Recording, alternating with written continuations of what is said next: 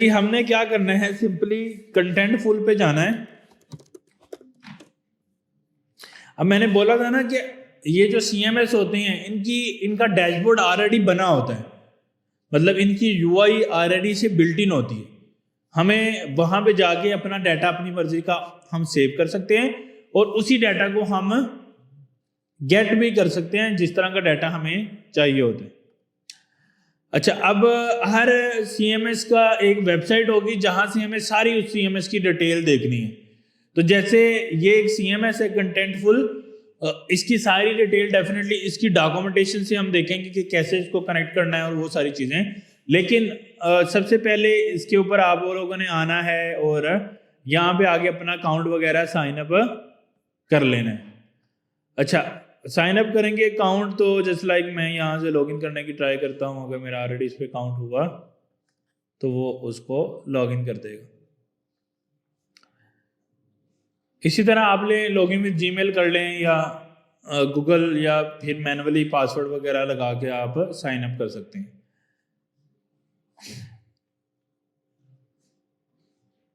अच्छा, अब जब आप यहाँ पे आएंगे तो आपके पास ये होम आ जाएगा। ये मतलब ये डैशबोर्ड है, जिस तरह वर्डप्रेस का डैशबोर्ड नहीं होता, ऐसे डैशबोर्ड है। अभी हम देखने लगे हैं कि हम कैसे मैनेज करने होंगे। इसमें अगर इसकी टॉप वाली टैब्स देखो तो आपके पास यहाँ पे नजर आ रहा है। अब इसमें नजर आपको आ रहा होगा, होम है, कंटेंट मॉडल है, कंटेंट है, मीडिया है और एप्स हैं।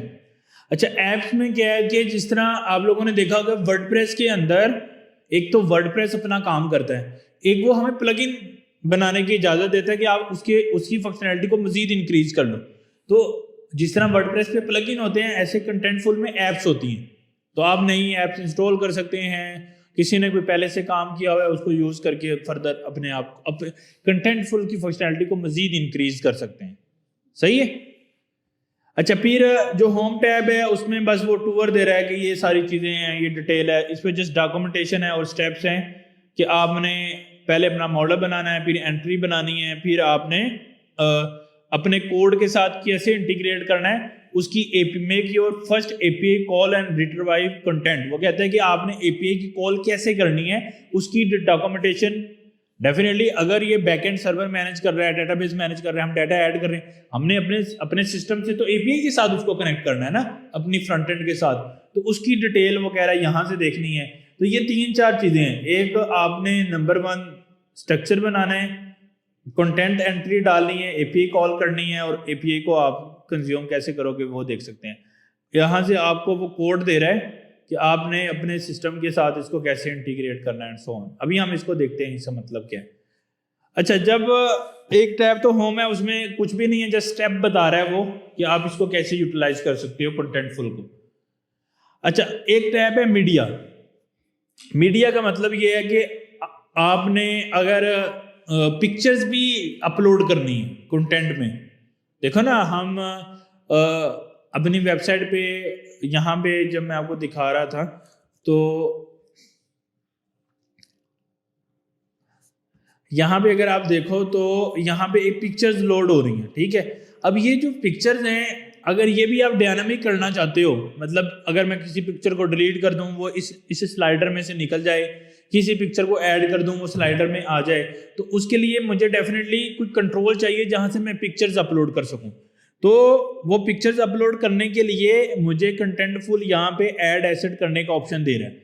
आप सिंगल एसेट भी अपलोड कर सकते हो कोई, और मल्टीपल एसेट्स भी अपलोड कर सकते हो।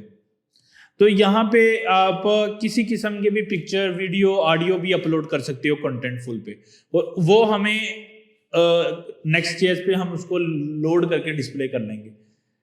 अच्छा, सबसे पहले हमें होम का भी पता लग गया, मीडिया मतलब हम फाइल्स वगैरह अपलोड कर सकते हैं इस पे, और हमें यहाँ से एप्स का क्या मतलब है वो भी पता लग गया। कस्टम एप्स बना सकते हैं, न्यू ऐप कोई जिन्होंने पहले से बनाई है वो इंस्टॉल कर सकते हैं।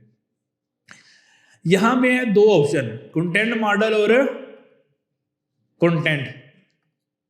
ये 2 चीजें हैं यहां पे, कंटेंट मॉडल और कंटेंट। अच्छा, कंटेंट अपलोड करने से पहले मतलब जो चीज़ें मैं ये चाह रहा हूँ कि ये वाली हेडिंग भी वहाँ पे क्रिएट हो, ये डिटेल भी क्रिएट हो, या सर्विसेज के केस में सर्विसेज का टाइटल, उसकी चीज़ें, ये सब क्रिएट हो। ऐसा करने के लिए मुझे कंटेंट ऐड करने के लिए इस तरह का मुझे पहले उसका स्ट्रक्चर बनाना पड़ता है, जिसको हम कंटेंट मॉडल बोल रहे हैं। देखो हमें अगर कंटेंट सेव करना है, लेकिन वो कंटेंट किस तरह का है, इसके लिए तो उसका मॉडल बनाना पड़ेगा ना, कि उसके अंदर कितनी इनपुट फील्ड्स होंगी, टाइटल होगा, डिस्क्रिप्शन होगा, उसका कोई फाइल होगी, मीडिया होगी, ये कंटेंट हमें क्रिएट करना पड़ेगा, कंटेंट मॉडल क्रिएट करना पड़ेगा। तो पहले हम उसका स्ट्रक्चर बनाएंगे, फिर उस स्ट्रक्चर के अकॉर्डिंगली हम डाटा ऐड करेंगे। अगर लेट्स सपोज आपकी वेबसाइट के अंदर ये सर्विसेज का एक मॉडल बनेगा, आपने इस सेक्शन को डील करना है, इसका सेपरेट मॉडल बनेगा। आपने इस सेक्शन को डील करना है, इसका सेपरेट से मॉडल बनेगा। आपने इतने मॉडल हमें क्यों बनाने हैं? क्योंकि हर एक सेक्शन का डाटा दूसरे सेक्शन से डिफरेंट है और उसको हम सेपरेट रखना चाह रहे हैं, इसलिए हमने मल्टीपल मॉडल्स बनाने हैं। तो हम लेट्स सपोज सर्विसेज को लेके उसका मॉडल बनाते हैं, तो हम क्या करेंगे, हम कंटेंटफुल में आएंगे, यहाँ पे पहले से जो मैंने मॉडल बनाए हुए ऑप्शन आ रही है, और यहाँ पे क्रिएट कंटेंट मॉडल का ऑप्शन आ रहा है। मैं इस पर क्लिक करूंगा तो ये इस तरह का मेरे पास फॉर्म ओपन कर देगा। सही है। अच्छा, उसमें मैं क्या लिख रहा हूं कि वो कह रहा है कि आपने यहाँ पे नेम बताना है मॉडल का, कि आप किस तरह का मॉडल क्रिएट करना चाह रहे हैं, just like product, blog post, author, या जिस तरह का भी करना चाह रहे हैं। तो मैं भी क्या देता हूँ सर्विसेज, और सर्विसेज का मॉडल वो कह रहा है ऑलरेडी एग्जिस्ट है, तो हम ये कर देते हैं कि उसका मॉडल जो है ना वो डिलीट कर देते हैं, अगर वो हमें यहाँ से ऑप्शन देगा।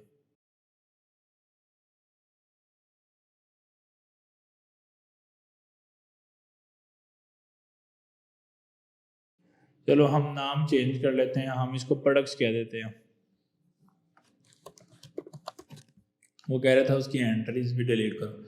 अच्छा, हमने प्रोडक्ट्स डाल दिया। अगर आपने उस मॉडल के बारे में मजीद चीज़ें डालनी हैं तो आप डाल सकते हैं इसके अंदर, उसकी डिस्क्रिप्शन वगैरह। अभी के लिए मैं जस्ट प्रोडक्ट्स ऐड कर रहा हूँ। अच्छा, प्रोडक्ट ऐड मॉडल हो जाएगा, फिर मुझे वो ऑप्शन दे रहा है कि उसके अंदर आप फील्ड ऐड कर सको उस मॉडल के अंदर। तो हमें प्रोडक्ट्स में कौन कौन सी फील्ड चाहिए हो सकती हैं, वो हम बारी बारी क्रिएट करेंगे। सबसे पहले मुझे एक टेक्स्ट फील्ड चाहिए, जिसमें मैं प्रोडक्ट का टाइटल रख सकता हूँ, और इसमें मुझे वो ऑप्शन दे रहा है कि लॉन्ग टेक्स्ट रखना है, शॉर्ट टेक्स्ट रखना है, कितने कैरेक्टर अलाउ करने हैं, या लिस्ट का ऑप्शन देना है। तो मैं अभी के लिए डिफ़ॉल्ट वाली चीज़ें उसकी यूज़ कर लेता हूँ। और फिर फर्दर मुझे वो सेटिंग्स बता रहा है उसकी कि ये रिक्वायर्ड फील्ड होगी या नहीं होगी, यूनिक होगी या नहीं होगी, आपने उस पर कैरेक्टर की लिमिट डालनी है, उसकी वैल्यू पे, उसकी अपीयरेंस कैसी नज़र आएगी, ये सारे ऑप्शन हैं यहाँ पे। तो मैंने उसको चेक कर दिया, तो इसके अंदर एक फील्ड ऐड हो गई। अब मुझे एक और फील्ड ऐड करनी है, तो फिर मेरे पास सेम प्रोसेस ओपन होगा। उसके अंदर मैं ऐड करूँगा मे बी प्रोडक्ट की डिस्क्रिप्शन, और वो मैं रिच टेक्स्ट ले लेता हूँ, और उसको मैं बोल देता हूँ डिस्क्रिप्शन। और उसके भी सारे कंट्रोल मेरे पास आ जाएंगे कि मुझे क्या क्या इनेबल करना है, क्या क्या डिसेबल करना है, और किस तरह से चीज़ें चलेंगी। और उसको भी मैं कन्फर्म कर देता हूँ डिस्क्रिप्शन को। फिर मेरे पास स्टिल अगर मुझे मज़ीद चीज़ें चाहिए, जस्ट लाइक मुझे उसका स्टॉक चाहिए, तो वो इंटीजर्स होंगे या डेसिमल्स होंगे, मैं कह रहा हूँ इंटीजर्स होंगे। उसकी ऑप्शंस की वो फील्ड किस किस तरह की, उसकी सारी, यानी कि इसने काफ़ी कंट्रोल्स हमें दिए हुए हैं। फिर उस प्रोडक्ट का मे बी अगर हमें मीडिया डालना है, तो हम इसमें मीडिया की ऑप्शन दे देंगे। तो मे बी मैं क्या देता हूँ, प्रोडक्ट जस्ट URL लिख देते हैं। और वन फाइल करना है या मैनी फाइल करना है, मैं कहता हूँ वन फाइल करना है।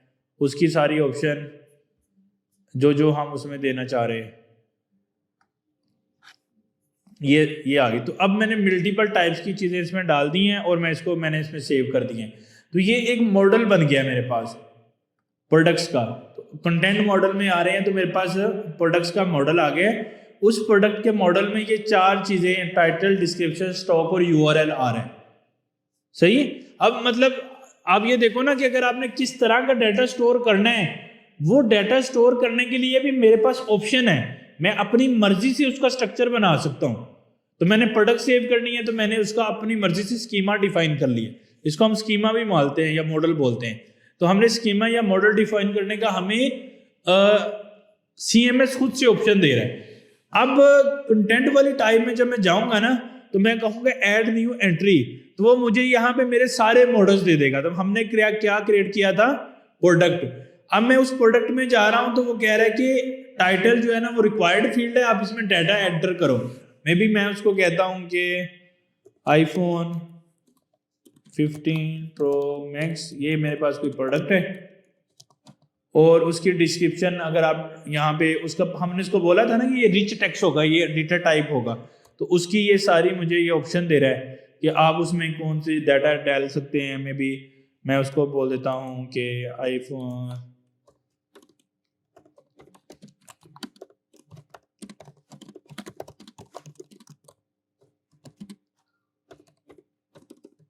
ऐसा कुछ मैंने इसमें लिख दिया, ठीक है। फिर वो मुझे ऑप्शन दे रहा है इसकी स्टॉक वैल्यू, वो नंबर है, उसमें मैं टेक्स्ट नहीं एंटर कर पा रहा तो मैंने उसकी नंबर ऐड कर दिया। फिर वो मुझे ऑप्शन दे रहा है URL का, तो मैंने इसमें URL ऐड करना है। मतलब चूंकि मैंने URL को बोला था ना ये कोई इमेज होगी, तो मैंने वो मुझे ऑप्शन दे रहा है कि आप इधर से मीडिया ऐड कर लो। तो आप कोई एग्जिस्टिंग मीडिया ऐड करना चाह रहे हो या न्यू मीडिया ऐड करना चाह रहे हो? मैं बोल रहा हूँ न्यू मीडिया में ऐड करना चाह रहा हूँ।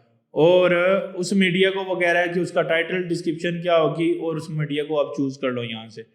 तो हम उसको कहते हैं कि ये iPhone है, और इसकी कोई डिस्क्रिप्शन अगर आपने डालनी है, और फिर यहाँ से आपको iPhone वो ड्रैग एंड ड्रॉप करने की ऑप्शन दे रहा है। तो हम iPhone की पिक्चर यहाँ से ले लेते हैं।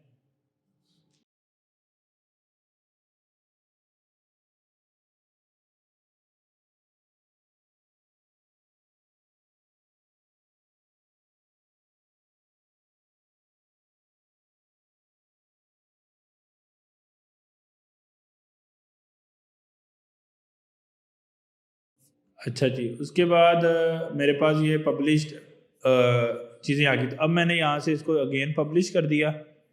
तो इससे क्या हुआ कि मैंने अपने पास, अगर आप देखो तो मेरे पास एक एंट्री आ चुकी है उस कंटेंट की। मैं प्रोडक्ट से इसको फिल्टर कर लेता हूँ और उसमें iPhone 15 Pro Max की एक एंट्री आ गई। अगर आपने एक और प्रोडक्ट ऐड करनी है तो आप एक और ऐड एंट्री करेंगे, उसमें से प्रोडक्ट चूज करेंगे, उसमें फिर आपसे वो टाइटल, डिस्क्रिप्शन, स्टॉक और URL मांगेगा। फिर अगर आपने एक एंट्री करनी है फिर आप, तो अब आप जितनी मर्जी प्रोडक्ट्स इसी एक मॉडल के अंदर ऐड कर सकते हैं। बात समझ आ रही है?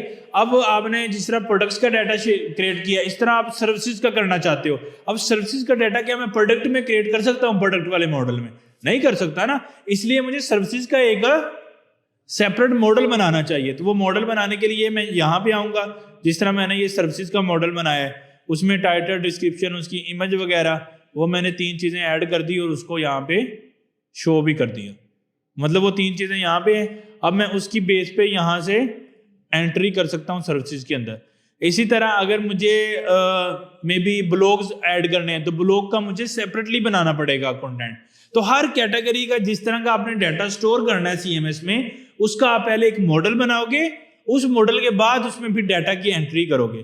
तो कंटेंट में हम डाटा एंट्रीज करते हैं और मॉडल के अंदर कितनी टाइप की हमने चीजें क्रिएट करनी है, डाटा सेव करना है, उतने मॉडल्स बनाते हैं। समझ आ गई ये? और ये सब UI से हो रहा है। बात समझ आ रही है? हम UI से डाटा ऐड भी कर पा रहे हैं, डिलीट भी कर पा रहे हैं। ये जो मैंने एक एंट्री डाली है iPhone 15 Pro Max वाली, इसको मैं यहाँ से डिलीट भी कर सकता हूँ, इस एंट्री को एडिट भी कर सकता हूँ, इस एंट्री को, इसका स्टेटस चेंज कर सकता हूँ, और इधर से कोई भी चेंजेस इसमें कर सकता हूँ, पूरी एंट्री को डिलीट कर सकता हूँ। और इसको अनपब्लिश करूँगा तो वो मुझे फ्रंट एंड पे नज़र नहीं आएगी, API में रिसीव नहीं होगी। जैसे ये ड्राफ्ट इसका स्टेटस है, उसमें नई एंट्रीज डाल सकता हूँ। तो मेरे पास पूरा कंट्रोल है कि मैंने एक प्रोडक्ट का एक स्कीमा, एक मॉडल बना लिया है कि मेरी प्रोडक्ट्स में ये चीज़ होनी चाहिए और इस तरह का डाटा होगा, और उसमें मैं अब जितनी चाहा हूँ एंट्री कर रहा हूँ। तो इसके जो कंटेंट मॉडल वाले टाइम में क्या होगा, हमारा मॉडल बनेगा और इसके कंटेंट वाले टैब में क्या होगा, हमारा एंट्रीज होंगी उस मॉडल में हम जितनी भी करनी चाहते हैं, और फिर बाद में भी फ्यूचर में उस एंट्री को ऐड डिलीट अपडेट भी कर सकते हैं, ये भी पॉसिबिलिटी है मेरे पास। सही है। अब हमारा नेक्स्ट टारगेट ये है कि इस CMS जो हमने यहाँ पे प्रोडक्ट्स बनाई हैं इसको अपनी ऐप के साथ कैसे कनेक्ट करना है। Next.js की ऐप से कनेक्ट करके इस प्रोडक्ट्स की जो मैंने कलेक्शन बनाई है या प्रोडक्ट का जो मैंने मॉडल बनाया है या स्कीमा बनाया है जिसमें मैंने एक एंट्री डाली है iPhone 15 Pro Max, उसको मुझे गेट कैसे करना है ये चीज़ हम देखेंगे। उसको डाटा गेट करके डिस्प्ले कराने के बाद फिर मैं उसमें एक और एंट्री डालूंगा, फिर मुझे फ्रंट एंड पे कुछ नहीं करना, जस्ट मैं रिफ्रेश करूंगा मेरा डाटा ऑटोमेटिकली आ जाएगा, चेंज हो जाएगा। अब मेरे पास ऑप्शन है कि मैं अपने CMS के साथ क्लाइंट साइड से कनेक्ट करना चाहता हूं या सर्वर से करना चाहता हूं, दोनों ऑप्शन है। सर्वर से करेंगे तो वो मैंने आपको बताया था वो HTML बन के आएगी सर्वर से, क्लाइंट से करूंगा तो डायरेक्ट क्लाइंट से हो जाएगा। तो दोनों ऑप्शन है, आप जो भी यूज करना चाहते हो, लेकिन CMS का अक्सर हम सर्वर साइड ही करेंगे क्योंकि CMS हमेशा कांस्टेंट डाटा को डिस्प्ले कर रहा होता है, तो वो SEO में आए तो ज्यादा अच्छा है। सही है। अब कनेक्शन कैसे बनाना है, आप होम पे आप देख रहे थे यहाँ पे कॉन्फ़िगर करने के लिए ओपन कोड, इसने कोड की एग्जांपल ऑलरेडी मुझे दी हुई है यहाँ पे contentful डॉट क्रिएट क्लाइंट, ये मेरे पास क्लाइंट क्रिएट हो जाता है और फिर मैं यहाँ से इसकी एंट्रीज को गेट कर सकता हूँ। तो यहाँ पे इसने सारी लैंग्वेजेस में इसको कैसे कनेक्ट करना है ऑप्शन दिया हुआ है। हमने चूंकि जावास्क्रिप्ट टाइपस्क्रिप्ट में करना है तो हम पहले वाला कनेक्शन है यूज कर लेंगे। तो मेनली हमें कंटेंटफुल एक लाइब्रेरी है उसको इंस्टॉल करना है, फिर इसको इस्तेमाल करेंगे। अच्छा, अब यहाँ पे एक इंटरेस्टिंग फैक्ट यूज हो जाएगा कि ये लाइब्रेरी क्यों है। हम तो API की बात कर रहे हैं ना, ये अब API ना दो तरह से होती है। API या तो REST API की तरह का स्ट्रक्चर हमें दे दे और दूसरा SDK भी देती है जिसको सॉफ्टवेयर डेवलपमेंट किट बोलते हैं हम। ये एक्चुअली हमें SDK दे रहा है, मतलब वो एक छोटा सा पैकेज बना के दे रहा है, एक कोड स्निपेट बना के दे रहा है, एक लाइब्रेरी बना के दे रहा है, उसमें उसने अपनी CMS अपनी REST API सारी कॉल की हुई, मतलब वो हमारे काम को मजीद आसान कर रहा है। हमें वो REST API भी प्रोवाइड करता है कंटेंटफुल, हम उसको भी यूज कर सकते हैं, लेकिन वो रिकमेंड करता है कि आप मेरी लाइब्रेरी यूज कर लो। लाइब्रेरी में क्या होता है कि हम नॉर्मली अगर थर्ड पार्टी APIs इस्तेमाल करते हैं तो हम कैसे करेंगे, हम Next.js है हमारे पास, फिर हमारे पास REST APIs है जिसका पोस्टमैन है, या हमारे पास उसकी डॉक्स हमें दे रही हैं, तो हम इसको यहाँ से कॉल कर रहे हैं, डाटा ले रहे हैं, और ये काम हमने किया था Next.js की लाइब्रेरी को यूज करते हुए, ऐसे किया था ना। अब ये क्या कह रहा है, ये कह रहा है कि ये जो Next.js और ये REST APIs वगैरह है ना, ये मैं यूज कर लेता हूँ, ये आप मेरी एक लाइब्रेरी इंस्टॉल करो यहाँ पे जिसका नाम है कंटेंटफुल, वो Next.js यूज करके सारी REST API को मैनेज कर लेगा। आप सिंपली Next.js में रहते हुए कंटेंटफुल के फंक्शंस को कॉल कर लो, बने हुए बिल्ट इन फंक्शंस हैं उनको कॉल कर लो। मतलब आपको बैकग्राउंड में REST API में क्या पैरम भेजने हैं, क्या डाटा भेजना है, हेडर कैसे भेजने हैं, चीजें कैसे भेजनी है, उसकी सिरदर्दी लेने की जरूरत नहीं है।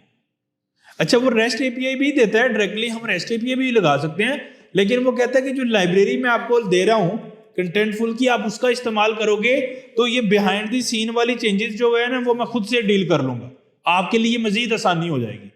तो हम जो अक्सर बड़ी कंपनीज होती हैं वो REST APIs डायरेक्टली अलाउ नहीं करती, वो कहती हैं डायरेक्टली भी देती हैं, लेकिन वो कहती हैं कि ज्यादातर हमारी लाइब्रेरी यूज करो। लाइब्रेरी में क्या कोड है, लाइब्रेरी में हमको कोड ही लिखते हैं ना, तो लाइब्रेरी में क्या कोड उसने लिखा होगा, उसने Next.js वगैरह यूज करके सर्वर से कॉलिंग वगैरह, टोकन कैसे पास करना है, यानी कि सारी बैकग्राउंड की हेक्टिक जॉब उसने डील की है। क्यों? क्योंकि हेडलेस CMS जब वो मैनेज करेंगे तो जितना आसानी एज हमें देंगे उतना उनको फायदा है, जितनी भी आसानियां दे सकते हैं। तो इसलिए उन्होंने बोला कि हम कंटेंटफुल का आप इस्तेमाल करो, उससे आप चीजें को डील कर लो। सही है। तो हम डेफिनेटली फिर अकॉर्डिंग टू देयर इंस्ट्रक्शंस हम ये कंटेंटफुल की लाइब्रेरी अपने कोड में क्या कर रहे होंगे, इंस्टॉल कर रहे होंगे। तो यहां पे आगे हम कहेंगे npm इंस्टॉल कंटेंटफुल। सही है। तो कंटेंटफुल हमारा इंस्टॉल हो जाएगा। फिर उसके बाद हम क्या करेंगे, हमने इसका बनाना है कनेक्शन। तो ये इसने कनेक्शन बनाने की मुझे सारा कोड दे दिया है। ये मैं कनेक्शन बनाने के लिए क्या करता हूँ, मैं ऐप के अंदर आता हूँ। ऐप के अंदर आने के, ऐप में कर लें या ऐप से बाहर कर लें, सब टू यू। हम इसको यहाँ पे सिंपली एक कन्फिग का फोल्डर बना लेते हैं और उस कन्फिग के फोल्डर में हम सिंपली क्या कर लेते हैं, एक cms.ts कर लें या contentful.ts कर लें और उसमें ये कन्फिग्रेशन लिख दें। तो ये कंटेंटफुल हम कहाँ से इंपोर्ट करेंगे, इंपोर्ट कंटेंटफुल फ्रॉम कंटेंटफुल। सही, तो ये आ रहा है यहाँ पे। तो कंटेंटफुल डॉट क्रिएट क्लाइंट ये आ जाएगा। अब क्लाइंट को हम सिंपली यहाँ से एक्सपोर्ट कर देंगे। सही है, एक्सपोर्ट क्लाइंट, मैंने कंटेंटफुल क्लाइंट यहाँ से एक्सपोर्ट कर दिया। उसका कनेक्शन बनाने के बाद उसको मैंने यहाँ से एक्सपोर्ट कर दिया। अब जिस जगह आप चाहते हो कि मैंने कंटेंटफुल से डाटा लेना है, वो वहाँ पे हम चले जाएंगे। तो हम एक प्रोडक्ट्स का एक नया पेज बना लेते हैं ताकि हमें कन्फ्यूजन ना हो। उसमें हम एक इंडेक्स डॉट TSX करके बना लेते हैं, sorry it's not index dot is page dot TSX and उसमें हम एक बेसिक फंक्शन बना लेते हैं और उसका नाम रख लेते हैं प्रोडक्ट्स। ठीक है, और ये हमें नहीं चाहिए और यहाँ पे हम कहते हैं ये प्रोडक्ट्स हैं और इसके लिए हम एक हेडिंग बना लेते हैं। उसमें हम ये प्रोडक्ट्स, लिस्ट ऑफ प्रोडक्ट्स। अब जो लिस्ट ऑफ प्रोडक्ट्स हैं वो मुझे कंटेंटफुल से उठानी है। अब दो तरीके हैं मेरे पास, मैंने आपको बोला था सर्वर साइड और, तो हम कौन सा यूज करें, सर्वर साइड यूज कर लें। तो सर्वर साइड के लिए हमने डिस्कस किया था कि हम फंक्शन बाहर बनाएंगे, just like constant fetch products, और वो एसिंक फंक्शन होगा और उसके अंदर हम क्या करेंगे, अवेट लगाएंगे कांस्टेंट प्रोडक्ट्स अवेट क्लाइंट, जो हमने वहां पे किया है गेट एंट्रीज, और उसको हम देंगे अपनी कलेक्शन का नाम। तो कलेक्शन का नाम क्या है, प्रोडक्ट्स।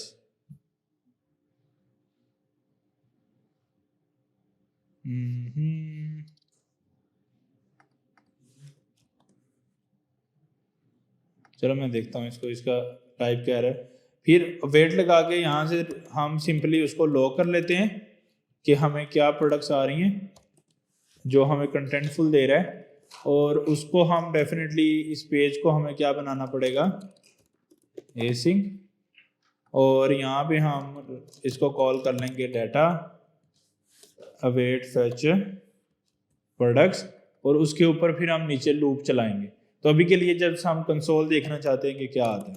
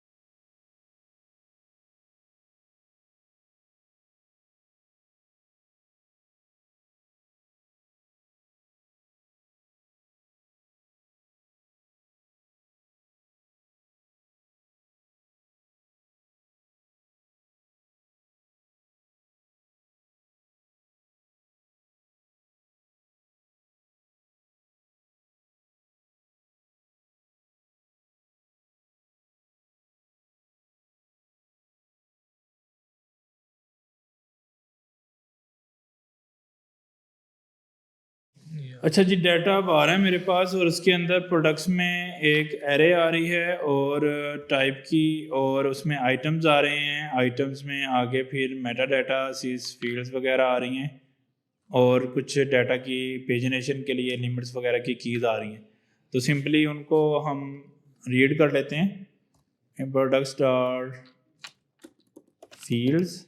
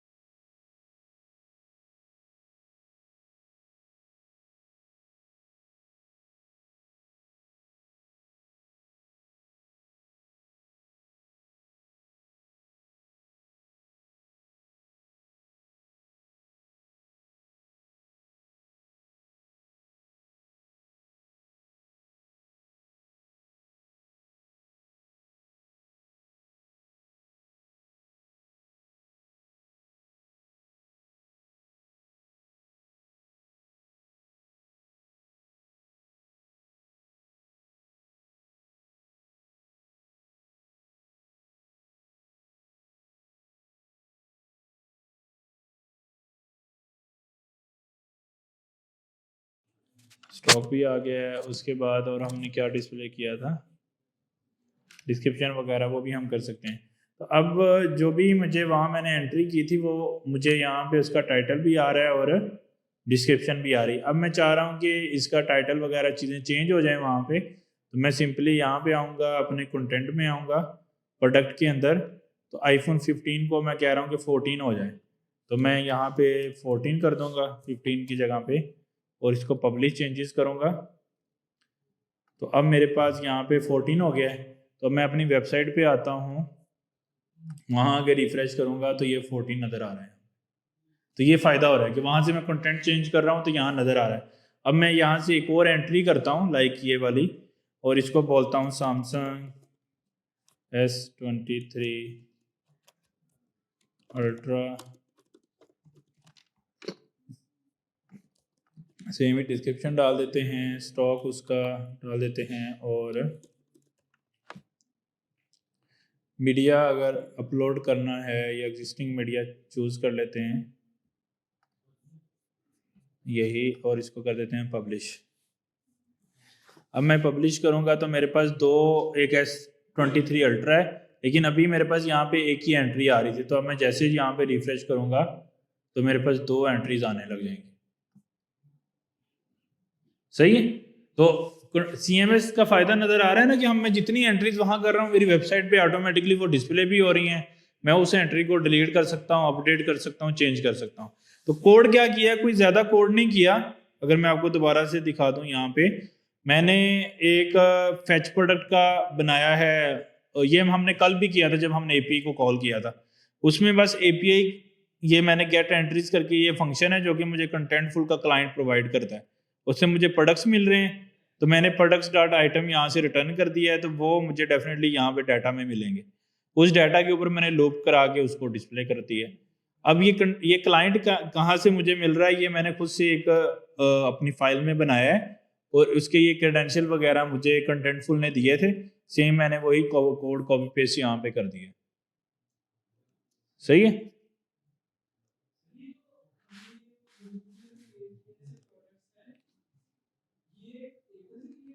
टेबल टाइप क्रिएट हो रहे हैं कि हमने हर एक मॉडल का एक टेबल बनेगा।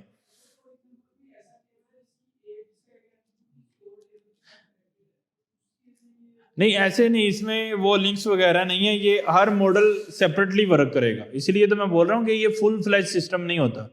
इसीलिए तो हमने स्टिल अपना सर्वर यूज करना है ना। अगर हमारे पास कम्प्लेक्स क्यूरीज बन रही हैं या कोई इस तरह का डाटा है, बहुत डायनेमिक डाटा है, रियल टाइम डाटा चेंजेस करने हैं, कोई वीडियो ऑडियो कॉल टाइप चीज़ बनानी है, या कोई PDF की मैनेजमेंट करनी है, या कुछ तरह की चीज़ें, तो वहाँ पे ये वाला सिस्टम नहीं चलेगा। ये तो CMS है सादा सादा डाटा मैनेज करने के लिए, लेकिन वहां पे कॉम्प्लेक्स स्ट्रक्चर्स के लिए तो हम अपना सर्वर अपनी डेटाबेसेस ही मैनेज करेंगे।